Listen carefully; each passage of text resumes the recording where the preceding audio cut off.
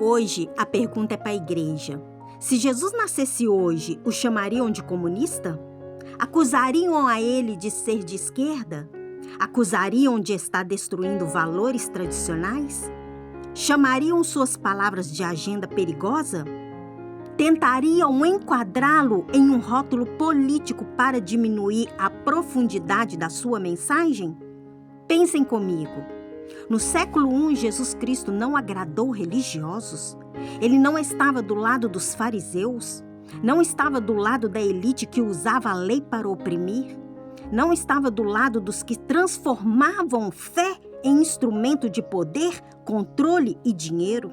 Ele comia com prostitutas. Sentava-se com cobradores de impostos como Mateus.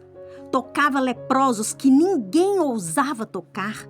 Defendia a mulher que queriam apedrejar enquanto os supostos justos seguravam as pedras. E cada gesto de misericórdia escandalizava os ortodoxos. Chamaram-no de blasfemo, chamaram-no de perigoso. Disseram que ele estava rompendo a lei. Porque toda vez que o amor confronta estruturas rígidas, quem vive delas se sentem ameaçados. Jesus não veio reforçar sistemas, ele não veio proteger privilégios, ele veio confrontar corações endurecidos. Ele não veio fortalecer muros, veio derrubá-los. Ele não veio manter estruturas que excluem. Veio revelar um reino onde o maior serve e o último é o primeiro.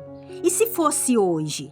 Se defendesse imigrantes, se acolhesse mulheres rejeitadas, se sentasse à mesa com pessoas marginalizadas por sua identidade ou por a quem amam, não diriam que ele está promovendo uma agenda?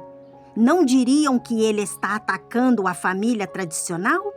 No século I, o conflito era contra o legalismo religioso. Hoje talvez fosse contra qualquer sistema religioso, político ou cultural que usa Deus para justificar a exclusão. O problema nunca foi a bondade, o problema sempre foi o poder confrontado. Jesus incomodava porque expunha a hipocrisia. Porque colocava pessoas acima das regras, porque mostrava que misericórdia vale mais que sacrifício, e isso ainda incomoda. A pergunta não é se o crucificariam outra vez, a pergunta é: nós o reconheceríamos? Ou estaríamos entre os que dizem, ele está indo longe demais? Isso não é assim que sempre fizemos. Ele está ameaçando nossa tradição. É fácil amar o Cristo histórico?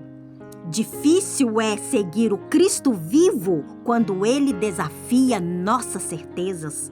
Se Jesus nascesse hoje, talvez o chamassem de comunista. Mas no fundo fariam o mesmo que fizeram antes. Tentariam silenciar o amor que confronta, porque o reino que ele anunciou não é de direita nem esquerda, é um reino de justiça, verdade e misericórdia. E a grande pergunta permanece: quando o amor radical aparecer diante de nós, estaremos com ele ou com as pedras nas mãos? Porque no fim, não seriam os rótulos que o levariam à cruz, seria a nossa resistência. Porque o amor que cura também confronta, a luz que salva também revela. E quando a verdade expõe o que preferimos manter escondido, a reação quase sempre é defender o próprio conforto. Ele não seria crucificado por ser de esquerda ou de direita. Seria crucificado por não caber em nenhuma delas, por não negociar a verdade, por não comerciar a misericórdia, por não se curvar ao medo coletivo disfarçado de tradição. A história não se repete porque Deus muda. Ela se repete porque o coração humano resiste. Talvez hoje não houvesse madeira e pregos, mas haveria cancelamento, distorção, difamação e desprezo.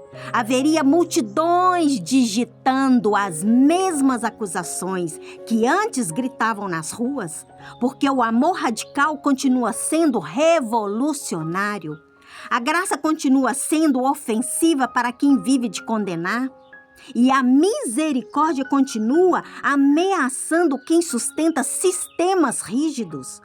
O reino que ele anunciou, meus queridos, não cabe em partidos, não cabe em ideologias, não cabe em discursos prontos. Ele atravessa muros, ele quebra hierarquias, ele desmonta máscaras e continua fazendo a mesma pergunta silenciosa aos nossos corações. Quando o amor encarnado confronta suas convicções, você o seguirá? Ou também levantará uma pedra? O Evangelho e a cruz nunca foi um instrumento de morte, sim de vida. Este é o convite diário para renascer, pois sua essência é libertar e não escravizar. Amém? Fiquem com Deus e até o próximo vídeo.